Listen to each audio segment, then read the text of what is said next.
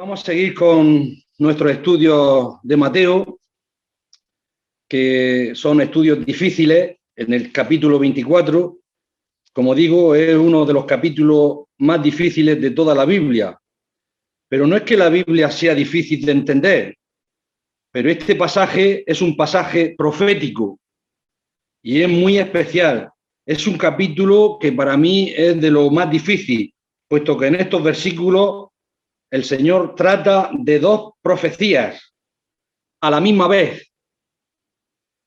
Los discípulos le habían preguntado en el versículo 3 al Señor Jesucristo, y estando él sentado en el monte de los olivos, los discípulos se le acercaron aparte diciendo, dinos cuándo serán estas cosas y qué señal habrá de tu venida. Al responder nuestro Señor Jesucristo, él habla en este caso de la destrucción del templo, la destrucción de Jerusalén, en el año 70 después de Jesucristo. También nos enseña de la gran tribulación y su gran manifestación en el último día.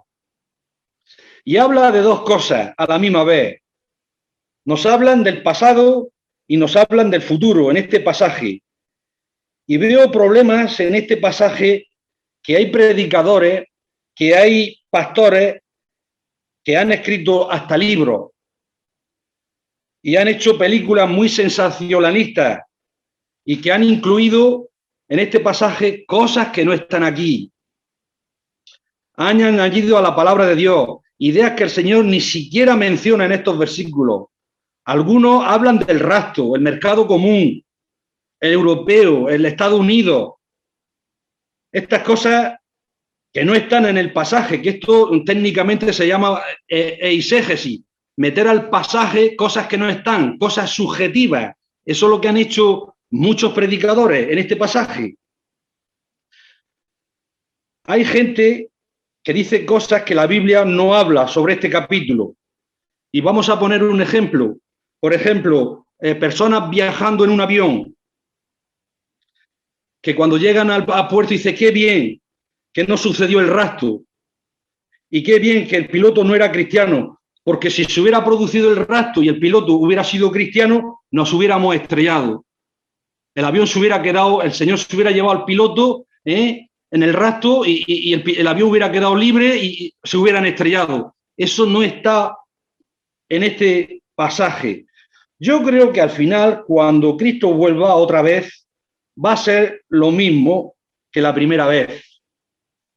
La primera vez, cuando Él vino, todos quedaron sorprendidos de cómo vino. No entendieron las profecías del Antiguo Testamento en cuanto a su primera venida.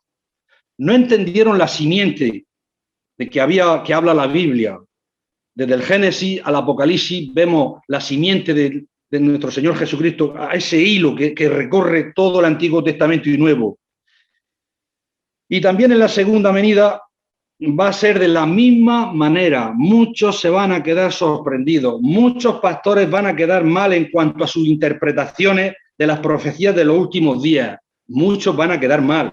Lo más seguro es no añadir a la palabra nada. Lo más seguro es predicar el Evangelio. Lo más seguro es hablar del Señor Jesucristo y este crucificado. Que Él murió por nuestros pecados. Que Él viene otra vez. Pero no sabemos cuándo. Pero sí sabemos que Él vendrá otra vez. Y debemos ser humildes y no curiosear tanto, como yo veo en algunas personas, curiosear tanto en el futuro, en el 666, en el Armagedón, en los cuernos de la bestia. En la bestia tiene 7 cuernos. Este cuerno representa Roma, este cuerno representa España. Y lo más seguro es interpretar las profecías, lo más seguro es cuando se han cumplido. Vamos a concentrarnos en las lecciones prácticas que contiene este pasaje. Nos quedamos en el versículo 15, Mateo 24, 15. Dice así la palabra del Señor. Mateo 24, 15. Dice así: por tanto, cuando veáis en el lugar santo la abominación desoladora de que habló el profeta Daniel, el que lee, entienda. Entonces los que están en Judea huyan a los montes, El que está en la azotea no descienda para tomar algo de su casa, y el que esté en el campo no vuelva atrás para tomar su capa. Mas hay de las que estén en cinta, y hay de los que críen en aquellos días. Orad pues que vuestra huida no sea en invierno ni en día de reposo, porque habrá entonces gran tribulación, cual no la ha habido desde el principio del mundo hasta ahora, ni la habrá. Y si aquellos días no fueren acortados, nadie sería salvo, mas por causa de los escogidos, aquellos días serán acortados. No sabemos exactamente qué es la abominación desoladora. El lugar santo sí podemos decir que es Jerusalén o es el lugar santísimo del templo. Puede ser una cosa o puede ser otra. Algunos creen que la abominación desoladora creen que es el anticristo en el templo. El anticristo es un personaje que personifica el mal, que está en oposición al Señor Jesucristo y que se pone y se quiere poner en su lugar. Ese es el anticristo. Pero la historia de los judíos se refiere a la abominación desoladora. Y esta idea la he sacado de un comentario muy bueno bíblico, MacArthur, que según él dice que el Antíoco Epífanes invadió Israel en el año 175 a.C., y porque estaba en lucha con los macabeos, no podía con los macabeos, judíos macabeos, y este hombre que hizo, cogió un sacrificio de cerdo, se metió en el templo, lo sacrificó en el altar, y para los judíos esta era una gran abominación. Creo que tenemos una pista de qué se trata este versículo. El Señor Jesucristo lo está diciendo que eso ocurrió 175 años antes de Cristo. Él lo está mencionando. ¿Y a qué se refiere nuestro Señor Jesucristo cuando habla de la abominación desoladora? Que se refiere a eso. Ya veremos por qué. Vemos también en Lucas, pero cuando veáis a Jerusalén rodeada de ejércitos, sabed entonces que su destrucción ha llegado. Eso nos dice Lucas. Está hablando de lo mismo con otras palabras. Y aquí Lucas se refiere a la abominación desoladora cuando veáis a Jerusalén rodeada de ejércitos. Entonces los ejércitos romanos llegando a Jerusalén, los romanos con sus ídolos en el templo, lugar sagrado, como nos cuenta el historiador Josefo, fue la abominación. Ya ocurrió en el año 175 antes de Jesucristo, y el Señor Jesucristo hace una profecía de que eso volverá a ocurrir otra vez en la gran tribulación, pero mucho más fuerte. Y ahora iremos desmenuzando poco a poco esto. Dio el Señor como señal para la destrucción del templo y de Jerusalén. Al ver esa abominación, los discípulos tenían que huir lo más rápidamente, lo más seguro era esconderse en las cuevas, en los montes, en las cuevas de Israel, así como lo hizo David cuando iba huyendo de Saúl. David muchas veces tenía que esconderse en esas cuevas y estaban en peligro de muerte, así que no tenían tiempo de coger el pasaporte, el DNI o el dinero. Si alguien se le había olvidado algo, la capa, no podían volver a ella. Estaban en peligro de muerte. Y esa huida, por lo menos, sería muy difícil para las mujeres embarazadas, imaginaos, para los que tenían niños. Y, por supuesto, si era en invierno, era más difícil la huida. Por eso, el versículo 20 dice: orad, pues, que vuestra huida no sea en invierno ni en días de reposo. Si sucedía en el día de reposo, era más complicado, pues era el día del Señor, el cual no se debía viajar, o trabajar, o comprar. Era el día de adorar y de descansar.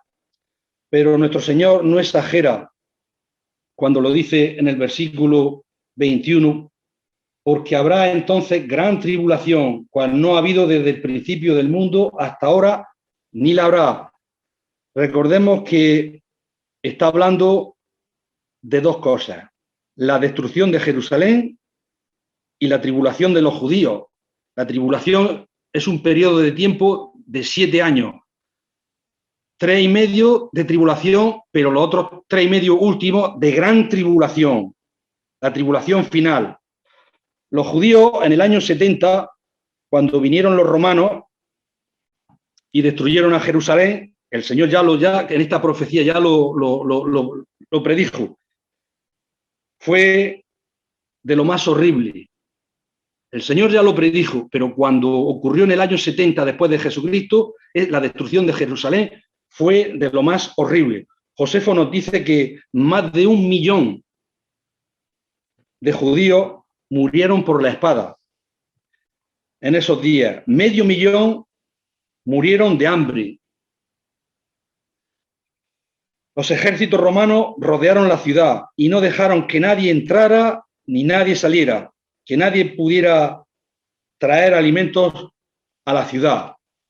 500.000 de judíos en aquella fecha murieron de hambre. Increíble lo que pasó. Se habla incluso de mujeres que se comían a su bebé. Así de grave es la tribulación, el hambre en esos días. Nos lo dice el historiador. Dice que 100.000, Josefo lo dice, que 100.000 judíos fueron vendidos. Las mujeres fueron vendidas a esclavas, los niños también. Por eso habla de la abominación desoladora. Miles fueron deportados, miles crucificados. Dice que cuando crucificaron a tantos y querían crucificar aún más judíos. Acordémonos que el castigo de los romanos a los rebeldes, a los disidentes, era la crucifixión. Crucificaron a tantos que se les acabó la madera y ya no podían crucificar a más. Y comenzaron a matar a espada 1 millón de judíos. Y ahora veréis, ahora os explicaré por qué ocurrió aquello. El Señor ya lo predijo, pero tener un poco de paciencia, que vamos a ir desarrollando poco a poco estas dos profecías. Qué triste, qué terrible fue esa tribulación, hasta que era tanta la tribulación que se hubieran acabado con todos los judíos, pero Dios intervino. Nos dice el versículo 22. Y si aquellos días no fueran acortados, nadie sería salvo, mas por causa de los escogidos, aquellos días serán acortados. Estos son los versículos que vamos a ver. Vamos a ir poquito a poco. ¿Qué lecciones podemos aprender de este pasaje? Yo creo que una de las lecciones más importantes es que el Señor nos enseña a creer en la palabra de Dios. En el versículo 15 nos dice: por tanto, cuando veáis el lugar santo, la abominación desoladora, de que habló el profeta Daniel, el que le entienda. El que le entienda. En otras palabras, el que está leyendo Daniel, interprete, lea, crea la palabra de Dios, que esto va a suceder. El Señor lo dijo en sus tiempos, en el año 30, que esto va a suceder. Nuestro Señor asume que leemos el libro de Daniel, asume que vemos en Daniel como un profeta de Dios. Los que creemos en el libro de Daniel, como las escrituras de Dios, leemos en este mismo pasaje, en el versículo 35, que dice: el cielo y la tierra pasarán, pero mis palabras no pasarán. Aprendimos de Pedro que la palabra del Señor permanece para siempre, y siempre echamos mano de este manido versículo de 2 de Timoteo 3:16. Toda la escritura es inspirada por Dios. La escritura se refiere a las letras, al texto. Toda la escritura, todo el texto, todo, una coma, un punto, un acento, es inspirado por Dios. Entonces leamos todas las escrituras, leamos a Daniel en el foso de los leones, y qué emocionante la historia, ¿verdad? Veamos los amigos de Daniel en el fuego, pero leamos también, eso es muy bonito, esas historias que las contamos en la escuela dominical, pero leamos también sus profecías, leamos los salmos, son de mucha consolación para nosotros. También leamos a Ezequiel. ¿Cuántos de nosotros hemos pasado por Ezequiel? ¿Cuántas veces hemos leído Ezequiel? ¿O lo pasamos por alto? Leamos también los profetas menores y pidamos que Dios nos ilumine y podamos entender su palabra, la palabra de Dios, y aplicarla a nuestras vidas. Nuestro Señor hace las aplicaciones en los últimos días, en el libro de Daniel, y hay que buscar a Cristo en el libro de Daniel. Daniel 9:24 dice: 70 semanas están destinadas sobre tu pueblo y sobre tu santa ciudad para terminar la prevaricación y poner fin al pecado y expiar la iniquidad, para traer la justicia perdurable y sellar la visión y la profecía y ungir al santo de los santos. Está en este contexto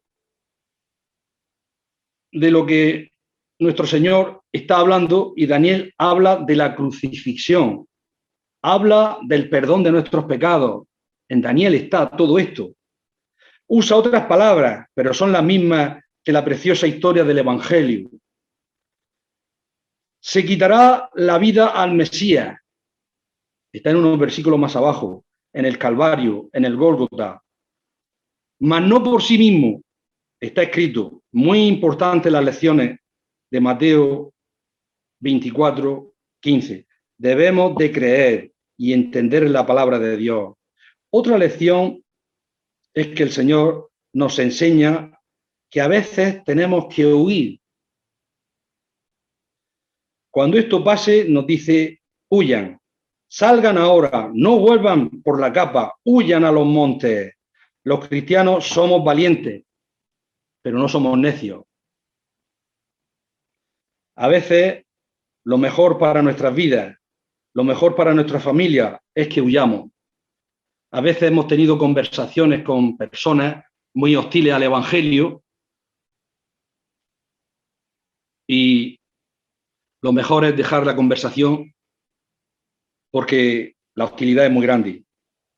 Pero yo me acuerdo en la historia de los puritanos en Inglaterra, cristianos que, por eso le llaman puritanos de pureza, cristianos que dieron su vida, su patrimonio, su familia, dieron todo por causa del Evangelio.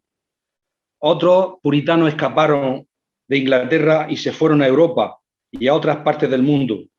Cuando llegó en Inglaterra un gobernador que era sangriento. A veces es mejor para nosotros y para nuestra familia y para la iglesia. Fijaos, el huir. Dios usó esta huida para que el Evangelio puro se propagara a través de toda Europa. Fijaos esta huida, la bendición que trajo. Y después se extendió por Estados Unidos con aquellos puritanos. Eso es lo mismo que pasó en el año 70, en esta tribulación, después de Jesucristo, en el año 70. Al huir los cristianos de Israel, el Evangelio comenzó a propagarse por todo el mundo, cumpliendo la profecía de nuestro Señor, que dice en el versículo 14: y será predicado este Evangelio del reino en todo el mundo, para testimonio a todas las naciones, y entonces vendrá en fin. Por lo tanto, aprendamos del versículo 19. Mas hay de las que estén encintas y las que críen en aquellos días. Aprendamos del versículo 19 de la compasión y de la ternura de nuestro Señor Jesucristo al pensar en las mujeres, sobre todo en las mujeres embarazadas y a los que tienen niños. El Señor Jesucristo lo dice con mucha compasión. Especialmente en aquellos días las mujeres eran menospreciadas, los hombres no las tenían en cuenta, especialmente los judíos, y en parte, y es parte de la compasión de nuestro Señor Jesucristo, mostrar compasión por las viudas, como vemos sobre todo en el Evangelio de Lucas. pues, por aquellas mujeres que tenían bebés. Hermanas, yo digo, como mujeres, que nunca olvidéis que el Señor os entiende. El Señor se compadece de este grupo. Al estar en la cocina, al lavar los trastos, día tras día, al sufrir con los niños, al sufrir con el esposo, al sufrir la soledad de su casa cuando todos se marchan. Y creo que sabéis de qué estoy hablando. Al preocuparse tanto por qué no me llega el dinero a fin de mes, recuerda que el Señor se compadece de ti. El Señor sabe y está listo en su trono de gloria y está listo para darte el oportuno socorro. Por pura gracia vemos su gran compasión, como el Señor las trataba, como el Señor hablaba de ellas. Hay para mí una cosa muy curiosa que me lo dijo Rosario, yo no lo había visto. Vemos en la resurrección del Señor Jesucristo a la primera persona la cual Él se le apareció. Fue a una mujer. Sigamos. En el versículo 20, orad pues que vuestra huida no sea en invierno. Aquí nos encontramos con dos lecciones muy prácticas. En la agenda eterna de Dios, en su soberanía, ya está planeada la historia del mundo. Los eventos más relevantes de la historia, comenzando con la crucifixión y la resurrección del Señor Jesucristo, están ya con letras rojas, ya están en la agenda de Dios. En Pentecostés, la destrucción de Jerusalén, la gran tribulación, el milenio, todas esas cosas ya están programadas, planeadas, predestinadas por Dios a la perfección. En cambio, nuestro Señor Jesucristo nos dice que oremos, que no sea en invierno la huida, que no sea en domingo. Esto quiere decir entonces que de verdad la oración del justo puede mucho. Todo está planeado, todo está programado por Dios. Y en esas cosas tan críticas también, Dios nos dice, orad, que no sea en invierno, orad que no sea en domingo. Yo creo que los cultos de oración no son una pérdida de tiempo. Cuando tú te arrodillas en tu casa, en tu escritorio, y oras a Dios, y lloras por tus hijos, que no son salvos, por tus hermanas, que no son salvos, por tus cuñados, que no son salvos, oras por personas inconversas, no es una pérdida de tiempo. Lucas 18 nos dice que Dios escucha las oraciones de sus elegidos, que oran y claman a Él día y noche. Ora aún en las cosas más críticas, ora más en las cosas de la iglesia, ora en las cosas de tu vida. No pienses, como yo he oído ya, y esto es un peligro, decir, como Dios lo sabe todo, Dios sabe el principio y el final de las cosas, lo que será, será. No pienses eso, tú ora a Dios. No pienses, pues si esta persona no va a ser salvo nunca, ¿para qué voy a orar por esta persona? Dios está en control. Y no puede decir, pase lo que pase. Cristo nos dice, ora. Tú no sabes si esa persona va a ser salva o no va a ser salva. No lo sabemos. En la sabiduría, en la providencia de Dios, en la soberanía de Dios, Él lo sabe, pero nosotros no lo sabemos. Ora por esa persona. No digas, bueno, pues si como Dios ya lo sabe, pues eso es cosa de Dios. Y eso es lo que debemos de hacer, orar. Sabemos que Dios es soberano, pero muchas veces Él nos dice huye. Sabemos que es soberano, pero Él usa medios, Él usa nuestras oraciones, Él usa nuestro testimonio, Él usa los folletos, Él usa las invitaciones, pero debemos de orar, debemos trabajar. En este versículo notad que nuestro Señor menciona el día de reposo y nos dice, orad que vuestra huida no sea en invierno, perdón, ni en día de reposo, lo que ahora es el domingo. Recordad que estamos en la gran tribulación, ya en los últimos días, en peligro de muerte, y hay que huir.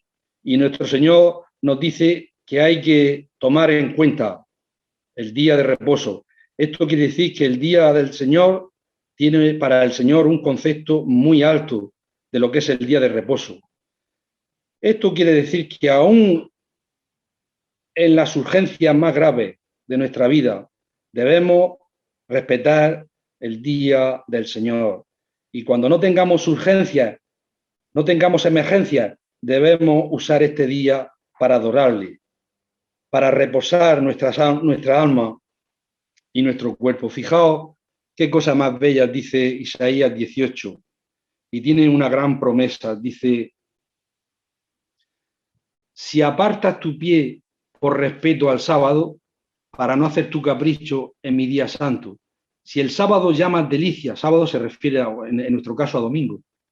Si al sábado llamas delicia, consagrado al Señor y glorioso, y si lo honras no haciendo según tus propios caminos, ni buscando tu propia conveniencia, ni hablando tus propias palabras, entonces te deleitarás en el Señor. Yo te haré cabalgar sobre las alturas y te daré a comer la heredad de tu padre Jacob. Qué palabras más preciosas. Subrayadla en vuestro corazón, que llegue a nuestras conciencias. ¿Te falta algo en tu vida? ¿Te hace falta energía? Pues es la delicia del Señor. ¿No será algo de lo más básico que tienes que respetar el día del Señor? A mí, hermano, me produce tristeza en esta situación que estamos. Me viene a la mente, hermano, que todavía no se han asomado ni siquiera por el Zoom. Hermanos que no respetan el día de reposo y al parecer ni le interesa. A mí me produce tristeza por largo tiempo. Pero, en fin, esperemos que esta situación cambie y vuelvan a la iglesia. En penúltimo lugar, notar que el Señor en el versículo 21 dice, porque habrá entonces gran tribulación, cual no la ha habido desde el principio del mundo hasta ahora ni la habrá. Él podía profetizar, él podía predecir la gran tribulación, porque Él es Dios. Él sabe el futuro, Él sabe todas las cosas, es el que dice, mirad a mí. Ese fue el que dijo, mirad a mí, sé salvos todos los términos de la tierra. Esa fue la gran diferencia entre la cruz de Cristo y los miles de cruces de ese tiempo. No crean que en ese tiempo de Cristo crucificaron a 3 personas. Fueron miles de disidentes, criminales, judíos que no estaban de acuerdo con la política de Roma. Fueron así condenados y castigados por los romanos. En la destrucción de Jerusalén se acabó la madera. Ya el Señor Jesucristo, como digo, ya lo predijo, que eso iba a ocurrir, la gran abominación. Se acabó la madera para seguir crucificando a los judíos rebeldes. Pero la gran diferencia entre todos esos miles de cruces es que la cruz del Señor Jesucristo es que la sangre que fue derramada en esa cruz en el Gólgota ese día, esa sangre era sangre divina, sangre de Dios y por tanto poderosa para salvarnos. La gran diferencia, esa es la gran diferencia de aquellas cruces y la cruz de nuestro Señor Jesucristo. Mateo en este versículo nos enseña que Cristo, como nuestro Dios soberano, sabía, por supuesto, el futuro, pero yo no voy a bregar en este versículo con los que dicen que hay una parte de creyentes que piensan que en la gran tribulación los creyentes van a estar presentes. Yo no voy a bregar con estas personas. En mi opinión, creo que en la gran tribulación la Iglesia estará con el Señor. Primero vendrá el rapto, y la Iglesia estará con el Señor. Y, por supuesto, habrán personas en esos 3 años y medio que se convertirán, pero eso sí van a pasar. Eso sí van a pasar la gran tribulación, van a pasar el sufrimiento, aunque sean salvos. Eso sí la van a pasar. Pero la Iglesia, como digo, primero se producirá el rapto, y la Iglesia se irá con el Señor. Esa es mi opinión.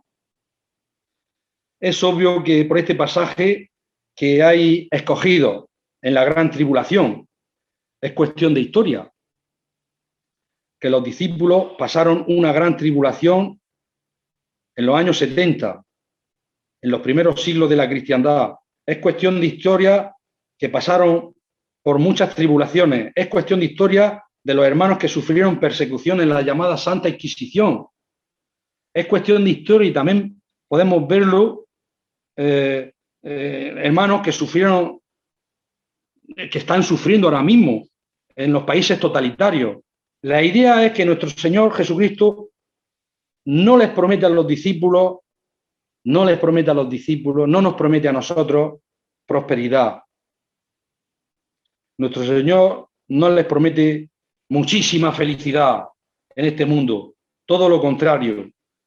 Les dijo que en este mundo sufriremos aflicción. En este mundo hay pecado, por lo tanto hay enfermedades, por lo tanto hay muerte, accidentes, tentaciones, pero el punto es el siguiente. Todas las tribulaciones y catástrofes de este mundo confirman la verdad del Evangelio. Confirman la verdad de la gran santidad de Dios. Todas las catástrofes, todas las enfermedades confirman que hay pecado y también confirman de la gran santidad de Dios. ¿Por qué sufrieron tanto los judíos en el año 70? Y ahora os contesto a la pregunta de que hubieron 1 millón de judíos deportados, crucificados. ¿Por qué sufrieron tanto? ¿Por qué millones muriéndose de hambre? ¿Por qué fueron crucificados?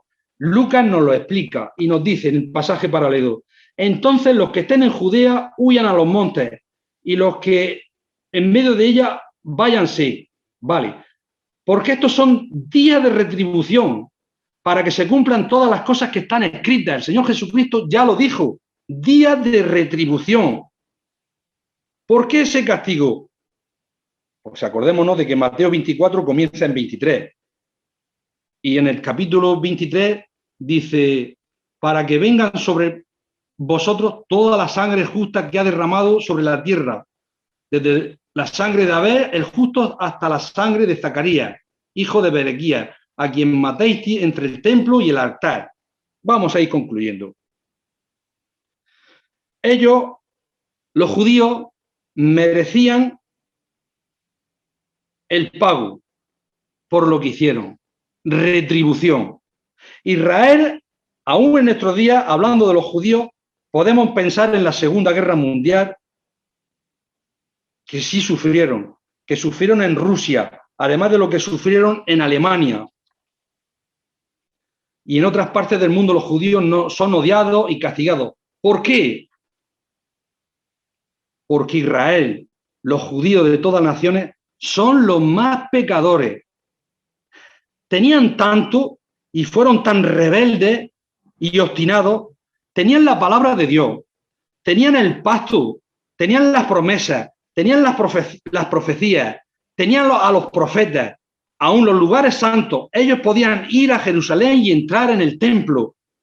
Estaba Galilea, podían ver el río Jordán, podían ver todos los lugares que nos habla la Biblia. Ahí, podían ver la tierra, ahí está la tierra. Podían ver de todo lo que se había dicho del Antiguo Testamento de Israel. Pero ellos rechazaron el Evangelio. mataron a los profetas de Dios y a lo último mataron al Hijo de Dios. Lo rechazaron, no lo recibieron, lo crucificaron entre dos ladrones. Por eso, esta gran tribulación, ya el Señor Jesucristo lo predijo en el año, en el año 33, cuando Él predicaba por Palestina. Él ya lo dijo que esto iba a ocurrir.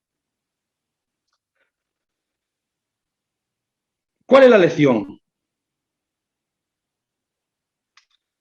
¿Cuál es la lección? Escúchame atentamente. ¿Cuál es la lección para nosotros? No seamos como ellos. Nosotros tenemos mucho. Aún como españoles, tenemos mucho. Tenemos la Biblia, tenemos la libertad para venir a la iglesia y adorar al Señor. Tenemos una iglesia, tenemos muchos de nosotros familias cristianas, hijos cristianos. Dios ha contestado nuestras oraciones muchas veces. Y yo creo que en esta iglesia nuestra hemos visto milagros. Dios ha hecho tanto por nosotros. Entonces, hay de ti si te vuelves en rebelión, cual Israel, cual pueblo judío. Hay de ti si te vuelves en rebelión contra Dios. Hay de ti si rechazas el evangelio del Señor Jesucristo. Dios va a tener más compasión de los narcotraficantes que nunca han escuchado el evangelio. Domingo va a tener más compasión que de ti que has escuchado el evangelio. Domingo tras domingo, si le rechazas a él. Mucho cuidado.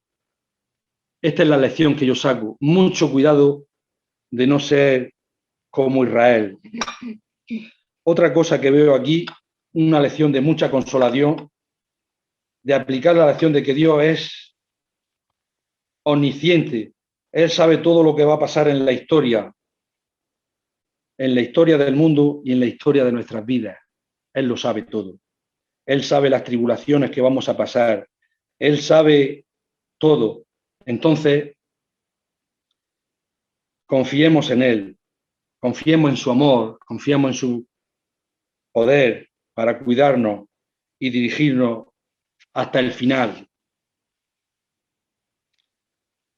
El último versículo, el versículo 22, nos enseña dos cosas en cuanto a la soberanía de Dios. Versículo 22. Y si aquellos días no fueren acortados, nadie sería salvo. Mas por causa de los escogidos, aquellos días serán acortados. Notad que en primer lugar Dios está en control de la tribulación. Eso se ve más claro en Marcos 13, 20. Dice así, Marcos 13, 20. Y si el Señor no hubiera acortado aquellos días, nadie sería salvo. Mas por causa de los escogidos que Él escogió, acortó aquellos días. Es un pasaje paralelo de la más grande tribulación. Pero yo digo que la más grande tribulación y la más pequeña tribulación en tu vida y en mi vida están controladas por Dios. El diablo no está en control de lo más malo y Dios de lo más bueno. No, Dios está en el trono. Él está en control de todo lo bueno y de todo lo malo. Nada pasa sin su santa voluntad. Y si no crees esto, lee el libro de Daniel. Escucha la predicación de Nabucodonosor en el libro de Daniel. Lee el libro de Lamentaciones de Jeremías. El Señor tiene en sus manos las llaves de la enfermedad de todo el universo. Él es quien dirige, controla, supervisa, alarga o acorta cualquier problema, cualquier angustia, cualquier necesidad en tu vida. Y eso nos debe llevar a la oración. Y si el Señor es el que está en control, entonces oremos a Él, que Él acorte nuestra tribulación, que Él cambie los días, que Él cambie el tiempo de nuestra tribulación, Él es Dios. Él hará lo que es justo y bueno, lo perfecto para cada uno de nosotros. Y Dios no nos dejará sufrir más de lo que podamos resistir. Dios acorta nuestra tribulación y solo permitirá que pasemos para lo que es para nuestro bien y para su gloria, a causa de los escogidos. Tenemos aquí el versículo 22, pero es un versículo que es demasiado largo, lo diremos en la siguiente intervención, para aclarar mejor, porque no me va a dar tiempo. Por lo tanto, que el Señor bendiga su palabra en esta mañana.